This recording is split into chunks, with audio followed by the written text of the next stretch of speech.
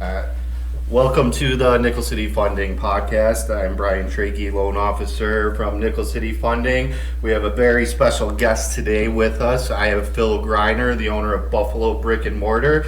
Phil is a property investor, and we're going to talk a little bit about how that works and what he does today. So he was nice enough to take a few minutes to join us here. So welcome, Phil Greiner, to our podcast. How you doing today, Phil? I'm good. What's up, Drake? Oh, you know, same old, same old. So me and Phil actually have a pretty interesting background here. Phil and I have been working together in real estate for, what do you say, probably about 15 years in different aspects. And I started in 2005, 2006. 2005, that means that was when we started together, I believe.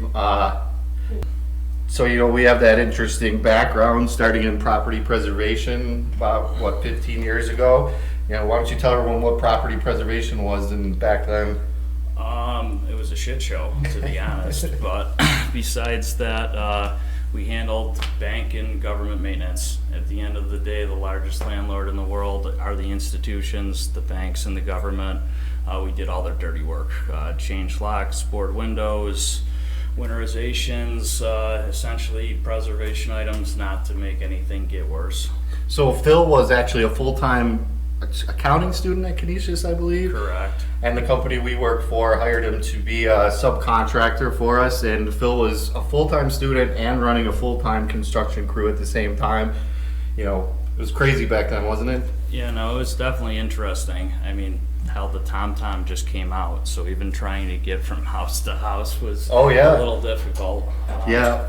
Using the map books to try to find the house. I remember those back in the day and stuff like that. Or going into the foreclosures when you never knew what was going to be inside those. Oh yeah, I still do that today. It's part of the job. The first work order when we were doing property preservation be that initial secure to go see the property and check out, you know, what it looks like. Back in the day when you stopped paying your mortgage, the bank would issue, you know, they don't want to foreclose. It's expensive to do a foreclosure, so they would hire us to do what's called an initial secure on the property. So we would have to go tell them if the property was occupied or vacant, and Sometimes you never know. sometimes you never know. I definitely went into a house with a couple vagrants in there. So what would you say was the most interesting thing you saw inside of a house? Oh, the ice palaces were always interesting. Your creative debtor would take concrete and dump it down the water box and leave the pipes on.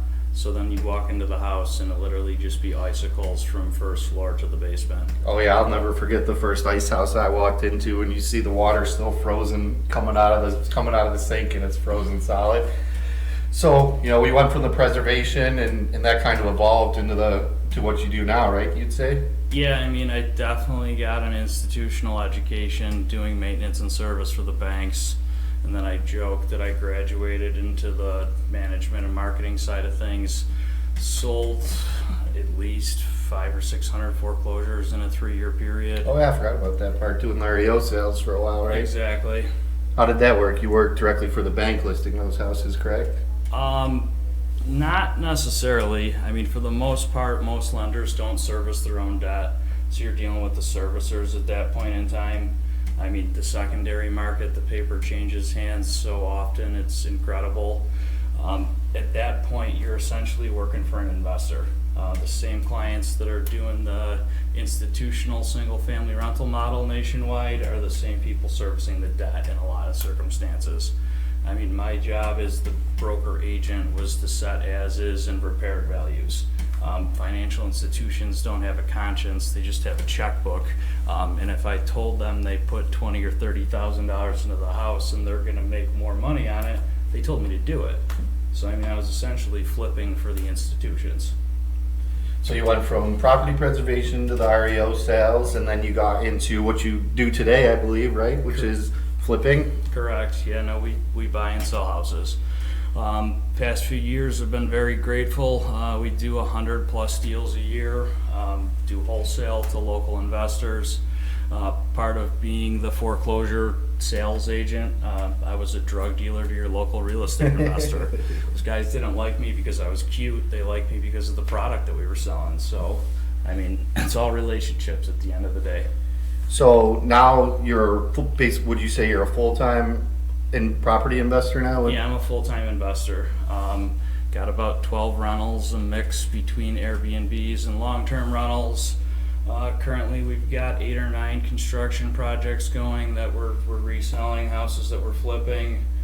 Got a couple already sold, but That actually brings me to a good question I wanted to ask, just to tell some of the people out there. Like, when you see a house that you buy, how do you decide if you're going to Airbnb that property or if you're going to flip it and sell that property? I mean, at the end of the day, I'm looking for a quote-unquote free house when I hold a rental. I want to be able to refinance out of it, at least at the private debt amount that I used to purchase, so that I can walk away scot-free. If we hold it as a long-term rental or a short-term rental, unfortunately, we live in New York State, and this is a pro-tenant state. The big advantage to an Airbnb is you're getting a license, not a lease, when you're doing a short-term rental, so tenants' rights don't apply. I don't have to deal with an eviction. You don't pay or you do damage to the house. I can literally just throw you out.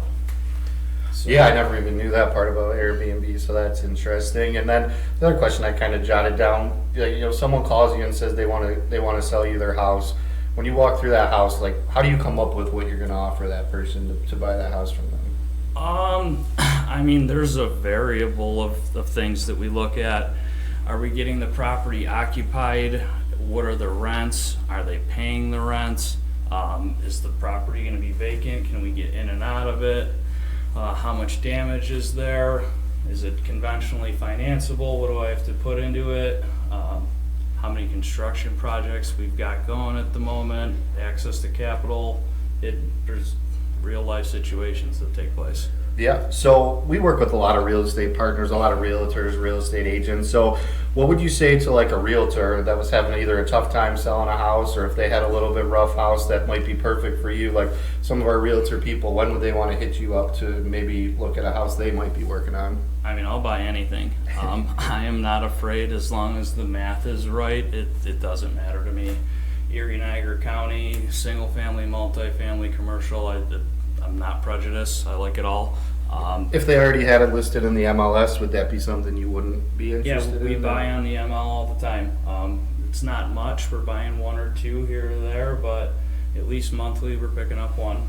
What if the realtor were to call you before they put it in the MLS? Is there... I mean, we have great relationships with a lot of realtors. We pay a lot of referral fees. If it's something that's not going to the market, that's what I was kind of trying to get to. Situational. Like, a realtor could still work with you and make a few dollars if they brought a property to you. Absolutely, or if they have buyers for some of our wholesale deals that we're selling in-house, we pay commissions as well. I think maybe I should call it fees if we're getting into technical language, but yeah. All right, yeah, that's awesome. So where would they go, if someone just wanted to sell you a house or talk to you about it, where would they go? What should they do? What phone number? You can check us out on the web, buffalobrickandmortar.com. Submit the web form through there. There's a buyer's portal. I think it asks a few questions: condition, location, what type of building you're looking for.